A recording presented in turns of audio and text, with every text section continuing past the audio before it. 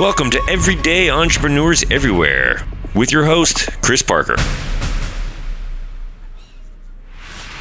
And welcome back to Everyday Entrepreneurs Everywhere. This is Chris Parker, and I have Wim Lubbersen, who is actually Dutch, and we met in the Netherlands many, many moons ago as a consultant, strategy and technology consultant, and he made a pretty major life change, not only in his profession, but his life. And he, literally moved to another continent, which is brilliant. And I'm really excited to discover more about that and also share more about that throughout the conversation. So I'll let Wim tell his own story. So Wim, it is delightful to see you again. It's been too long. I think you left about 5-6 years ago.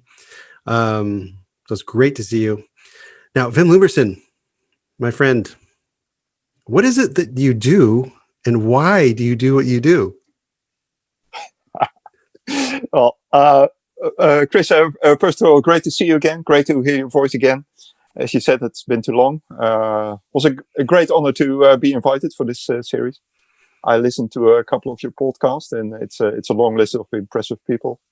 And actually, I thought, well, what has the owner of a humble B&B in South Africa, because that's where I live, to do in that list? But I was quite happy to say yes, and to see and to speak to you.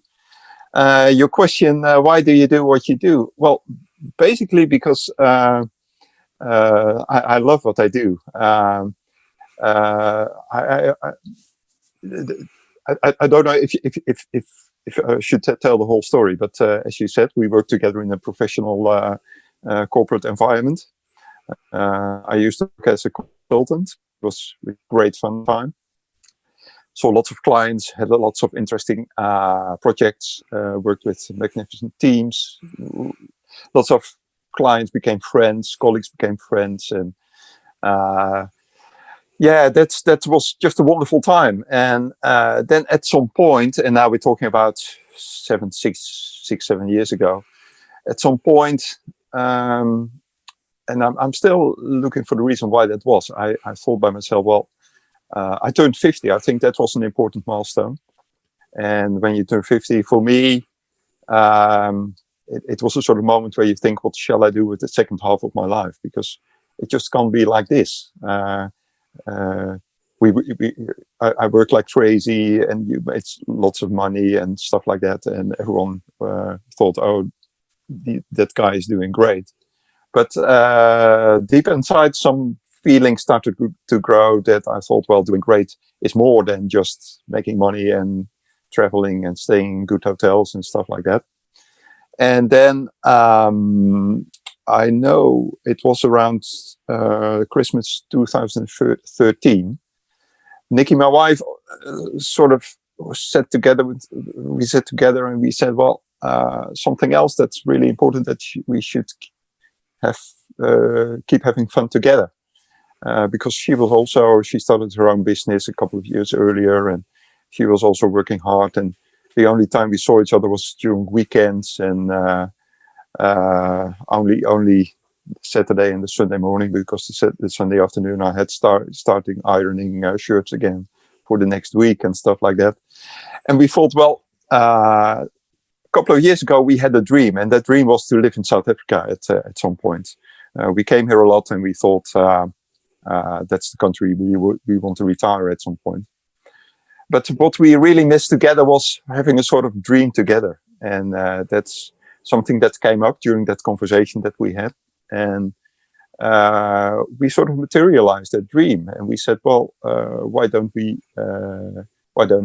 shouldn't we move to South Africa? And it sounds quite simple, as a simple decision. And at that time, it sort of felt good, like this decision we needed to make. So then the question came up, what are we going to do in South Africa? Because I was around 52 around that time, and I said to her, why don't we start a B&B, a bed and breakfast? I don't have any experience in hospitality. I like to stay in nice hotels, and I have always looked up to the people who run a good professional hospitality business, and he said, "Yeah, why not do a B&B?" So that's what we did. So we started to make preparations. We started to sell our house, all the paperwork for permits and visa and that kind of stuff. We started to inform people, which was quite exciting, and it's also funny because lots of people who knew me quite well were not surprised at all, and they told me at that point that they also sort of felt it coming, that something was coming up, and that I probably wouldn't be a consultant for the rest of my life. So that was all about all the preps, and we made a move in half 14. So now here I am, 6 years later, still running a B&B. And I'm curious if have the reasons why changed, because you're 6 years in and you have established bed and breakfast, and probably the reality is probably different than you expected. I'm curious, but has the motivation changed, or how has that evolved over time? Well, the motivation, because we when we came here, we thought, well, the be thing to do, give them a certain basic income, and for us, it's also the end of hard work and the end of big ambitions and stuff like that. But the moment we came here, we thought, we bought a place that that had been a B&B for a couple of years, but was closed at the time we bought it.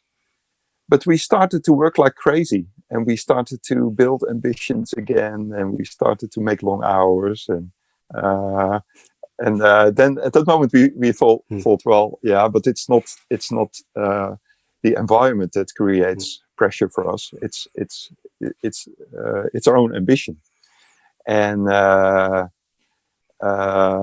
so we sort of balanced that out a bit, and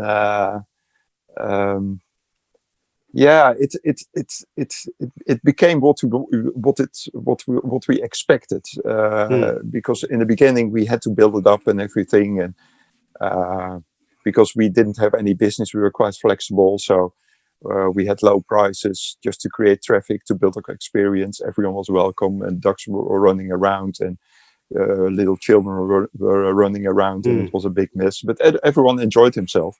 But at some point we started to make changes and to look for guests that we feel comfortable with, and guests that feel comfortable with us. So from a total chaos, it became more structured and more being in line with what we want. Well, I've got I'm really enjoying the conversation and seeing you again. I'm curious, as a top international business consultant, you pretended you knew how to do things, and I'm curious now, having now run your own business, how much of all that consultancy stuff was just BS in your opinion? I'm just now you've seen the flip side. You've really built something out of nothing. What turned out different than maybe working really in a thing as opposed to a consultant, which you're working sort of near a thing. How's that? What have you learned?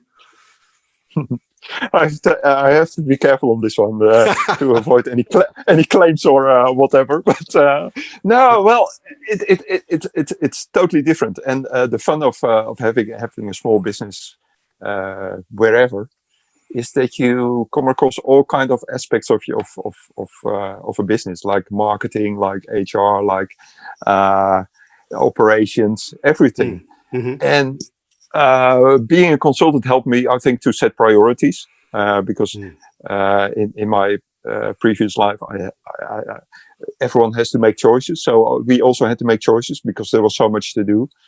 And what definitely helped me was the sort of business instinct. You know what to do with with rates. You know what to do with occupancy. You know, because the basic principles are not that difficult, of course, for a B&B. And of course, there are some things that you do as a consultant that I will never do over here. I think, but the basics are here, and that's about setting priorities, focus on what you want, cut the rest that you don't want or that doesn't add any value. But that was also the point, that you also realize that this country is not really about efficiency. The things that or other and you know you start to experience that, or to discover that certain values that are very important in Europe or in the Western world are not important at all over here. Efficiency is one of them, as I said, because there's plenty of workforce over here, and everything is done by hand. And we discovered that, and just a small example, we had a gardener, and we have a big garden with lots of hedges and everything was cut by hand. And I thought at some point, well, I give him one of these electric things, and then I think he saved 2 or 3 hours a week with that. But then I thought, okay, and then I'm not going to reduce his number of hours, because people don't have a wealthy life over here. So you also, being an employer is also about supporting people, to take responsibility for them. So that was one of the things that I thought, well, efficiency is not really the holy grail in this country. And that's just one of the things that we discovered over the years, that you have other values and other ways of dealing with customers compared to the real part of the world. I'm curious on. I also like how you said that the different values have different levels of importance, and I didn't detect from you really any judgment in that. So it seems different, but not better. At least that's what I felt. I heard. Is that how you feel about it? Yeah, that's a good one, because and maybe that's also something you learn as a consultant. That's that whole judgmental thing. It's more interesting what you see than good or bad. Things are different here, and I think it's sometimes confusing, because most of our clients come from Europe. So you live in a totally different environment, but we also live in a sort of bubble with Europeans most of the time, if we have guests. But I don't try to be judgmental, and maybe you also worked in different cultures and different environments, and you know that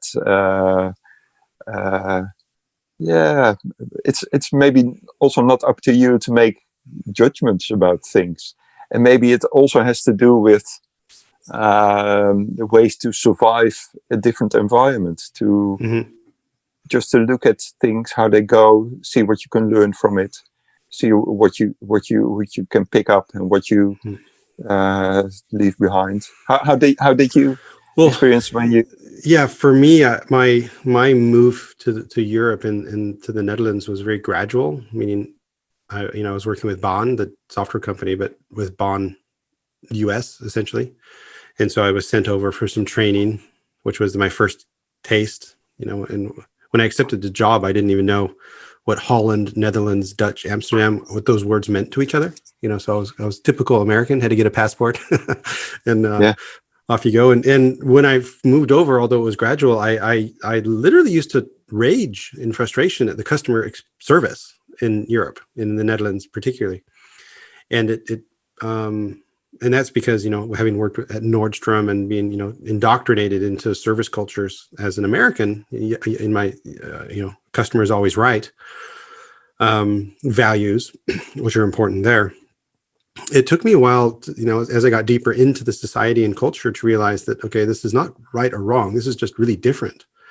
And if I could just accept that difference and also understand, like in the Netherlands, it's one of the most densely populated, countries in the planet, and certainly in the metropolitan areas. And so in the U.S., everyone drives, and they have 8 grocery stores to choose from.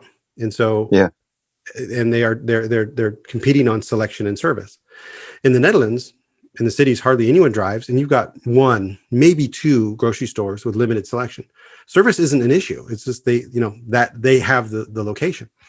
And then, of course, the Calvinist, cultural background of just being very, subdued and don't be silly, which, of course, is not an American dream. Don't be silly. That does not even compute. So it took a lot of understanding and research and discussions and really, also traveling a lot. So it's exposing to different thoughts and attitudes and realizing, okay, this is not, because I'm American doesn't mean I'm best. That was definitely a thing, I think, for Americans who have this sort of self-importance thing going on. And every culture has beauty because it's how they have decided to, or consciously or unconsciously, get stuff done. And it's really beautiful. Yeah. Yeah, it's in that respect. Last year, you were cleaning up your library, and on your website was some sort of prize draw that you could win a book from your library. And I was the lucky winner of the book from Frans Stompenaars, calling "Riding the Waves of Culture," which is a great book because it describes all kinds of cultures and how they respond to. I think he has something like 6 or 7 values, and he sort of plots the different cultures to these values. And that makes you realize that that people do things because they grew up in a certain culture. What we sometimes see in South Africa, and that was it's sometimes hard to make friends in South Africa. And in Holland, you grew up in a small country, and the networks are quite close. You know someone because you study together, or your nephew is the neighbor of someone. And even if you move to the other side of the country, you still keep in touch with all the people. But here, and it's probably the same in the US, people sometimes pack up, move 3,000 kilometers south, and they start a completely new life. And I think that's also something that you see, that you find back in relations and how people build relations. It's much more a sort of start and stop system over here than it is in Holland. And that's something that we, in the beginning, we were wondering what's going on. Is it us that people don't want to be friends, or what's going on? And then I read that book, and I saw that that has probably to do with the fact that this is also a huge country, and people also move from north to south and east to west. So that was a nice experience. What was also nice about that book was that it had that edition that you gave me was they introduced a chapter about South Africa.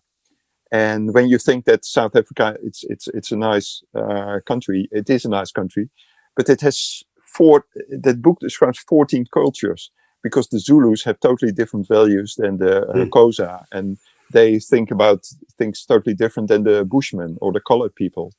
So it's a real paradise for people who like cultures to come over here and to have some vacation, because it's so complex. Yeah.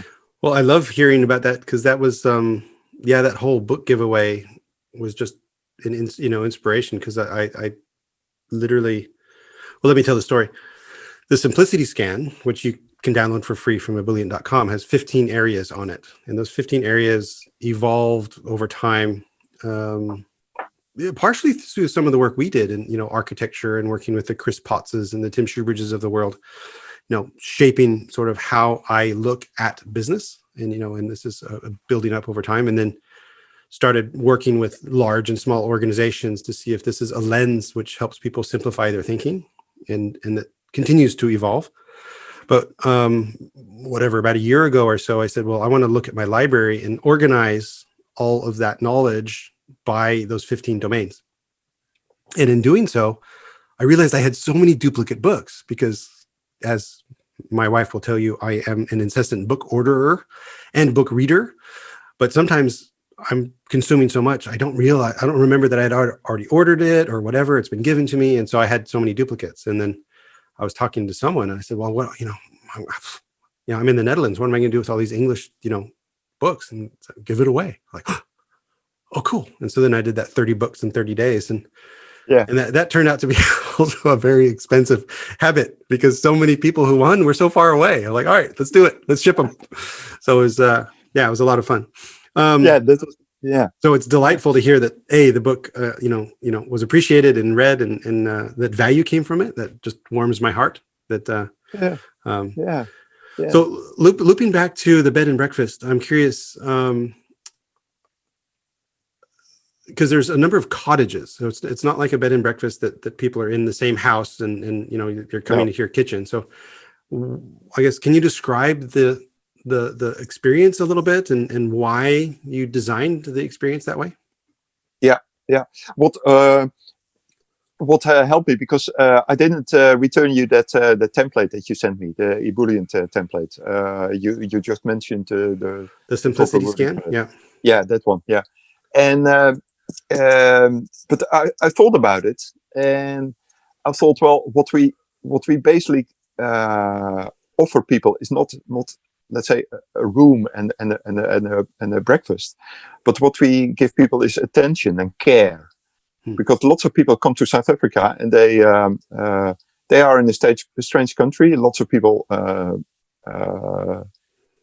for lots of people, it's their first time, so they are looking for support and some guidance to help them traveling through the country. And I just described how we evolved from a sort of chaos to a more defined group of customers that we now have and guests. And I think attention and care is the key word what we are offering. And the moment guests book with us, we start to build a relation with people. We of course they book via different channels, but we always send them an email, so some sort of personal email. What we also do a couple of days before they come, we check if they're fine. We always Nikki always send them a sort of restaurant guide. These are the restaurants nearby. Shall we book something for you? And then you also see people coming back to you. Oh, that's nice, and they start to ask questions. So that helps to strengthen that relationship. So the moment people walk in the gate, through the gate, and people ring the bell, you sort of know each other, and that makes it so much better than just big hotels who say, "Oh, your key is on the desk, and good luck." And it's also something that people are looking for in this country, because we are located in a small town, about 2 hours from Cape Town. Beautiful environment, mountains, not too far from the sea, lots of nature. And people that feel comfortable with us, what we now see after 5-6 years, is that people that the number of regular visitors is growing, and exactly the people who are looking for attention and care are the people that decide to come back. And we discovered that it's also the group of people that we feel most comfortable with. We love looking after people, helping them with the most, well, I wanted to say weird things, but like I remember 2-3 years ago, we had 2 Norwegian guys, young guys, and she turned 30, and he came the day before. He came with some sort of recipe, and he said, "Well, this is a recipe for a Norwegian cake." And it was always made by her grandmother. And he had a list of 25 ingredients or so. He said, "Can you make a cake for her 30th tomorrow?" And so I shopped all day, and I in the end I found it. I'll never forget. It was a green cake. It didn't look very attractive, but they were so delighted, and that's exactly what they want. Not to get at a level where people dare to ask questions like that. And so that's what we do. start building the relation as soon as possible. Then I can make sure they have a good stay, trying to see how much attention people want, because some people, of course, as you said, we have 4 cottages, totally private, so people can do what they want, and you sort of have to sense if they want company or not, if they want you to ask how their day has been or not. After their stay, we try to stay in touch. We always send them an email afterwards, thanking them for their stay, but also asking them, okay, you told me your daughter was almost finished with her exams. Hope everything was fine. Just a sort of personal touch. And we only have 4 rooms, so we can do that sort of things that wouldn't work if you have 25 rooms. And we try to profile ourselves more and more as a small B&B, where we have a real interesting people. And I'm not sure, but I think we are now the smallest B&B in Swellendam, which is, I think, a fantastic, unique selling point. Yeah. So we're trying to build on that more and more. Nice. I'm curious, why or what prevented you from, I guess, doing the simplicity scan? Because what you described to me fits in it perfectly. But I'm wondering, what was the obstacle, or? You mean that I didn't complete it? Yeah, not that you needed to, but I'm just curious, what was your perspective on that? That was my the moment I had that focus, and what are you offering question answered. That was it for me, and the rest. It would be interesting to go back, because I think it's now much more easier for me to complete it. Because at that time, when I looked at it, I thought a couple of things. You were just talking about my consulting experience, and I thought, well, maybe I've seen too many of these things in my life now after 6 years, it's quite a thing to see something like that with all these questions. So I was trying to focus on the main question, and that was about your offering, and that now was 2-3 months ago. Sorry. Yeah, well, if you look at it again, I think, because I was delighted in the way you explained it, because what you discussed is on the left under focus is the journey, is the domain called journey. I think you even saw an older version, so it's been refined and cleaned up a bit. And on top of the journey is the product and the customer, because that, of course, contributes to the journey. And to the next of it is the brand and the process. And a lot of what you discussed was really this. I'm not, it's not even a conscious brand, but there's a brand element, this attention and care. And you have processes in place. And maybe most importantly, just below journey is mindset. And it sounds like you and Nikki have brought in a really deliberate mindset into this, experience. And so when you were describing it, I was like, I can see all these. I can see how I was the 15 questions as you were speaking, and it all really makes sense.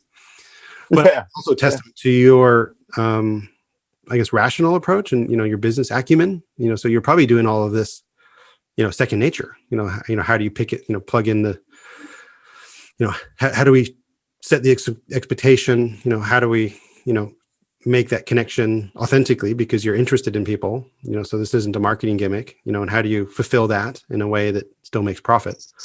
I can imagine that's just sort of who you are. So another question, and I'm really interested in your answer here is how do you create customers? How do you sell?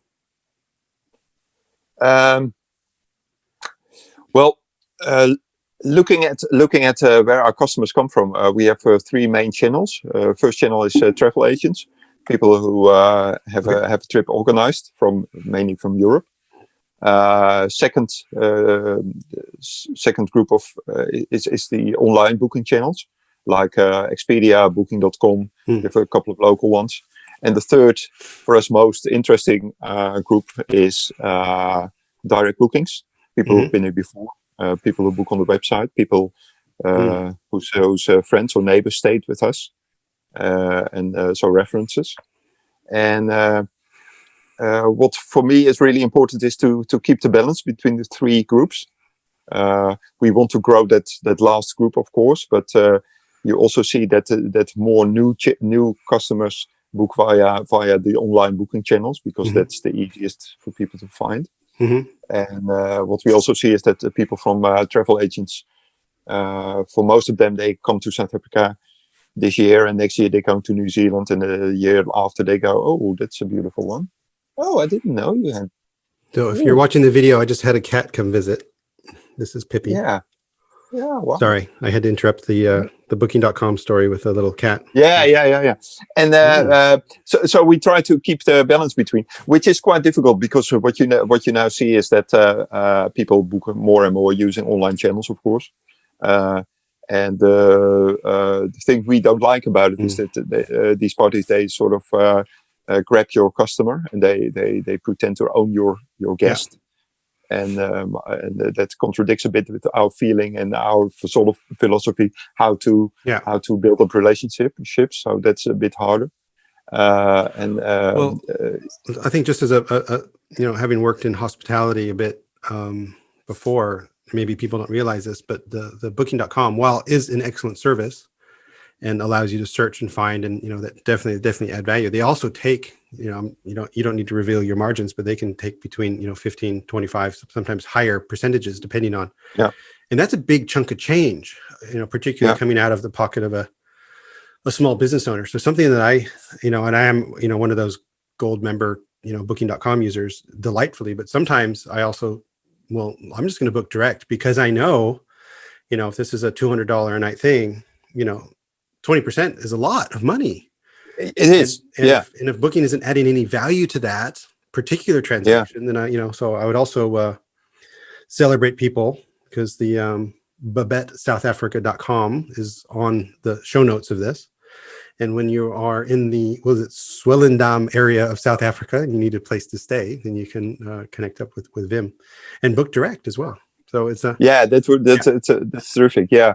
As you said, because we were talking before the post that you're doing an assignment on data strategy. And what my feeling sometimes is that I am more than willing to pay that 15-20% as long as I get something in return. And these guys must be sitting on millions of data, and I don't have the feeling that they do a lot with it towards their, as they call it, partners. We are called partners. It doesn't really feel like that, but okay.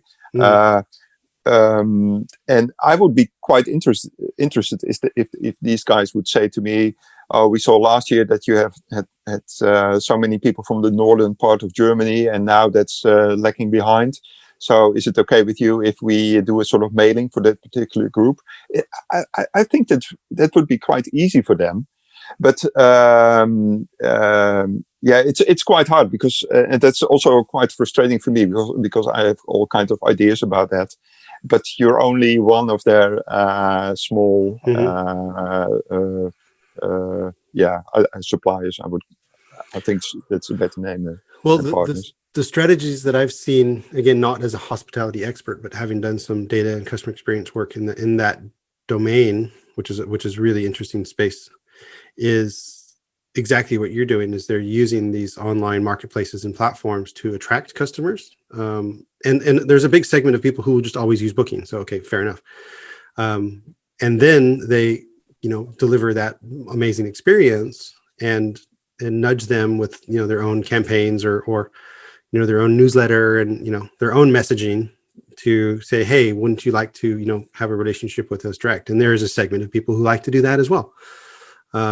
So it's and I think, and if you're losing 20% margin on for customers that you wouldn't have gotten originally, then great, fine.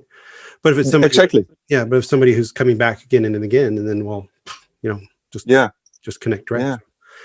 But as for us as a channel to attract new customers, it's an interesting channel. But it's up to us to convert these people into regular customers who book directly. So to transfer them from the second group to the third group.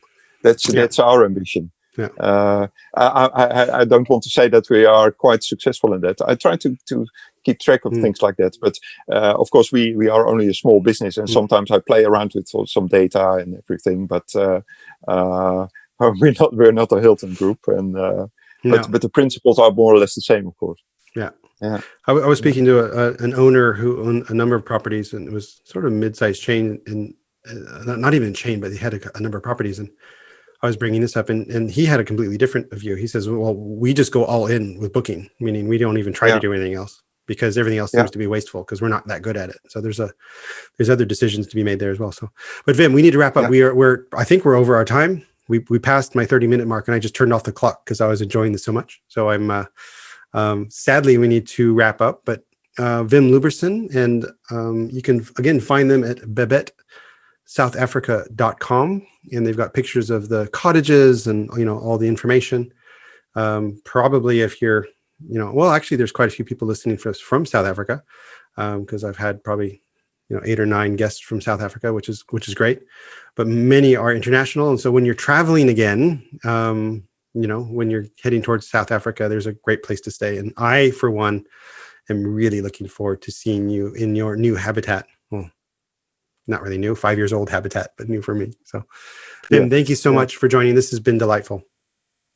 Thanks, Chris. It was a real pleasure. Thank you very much. Learn more at ebillion.com/podcast.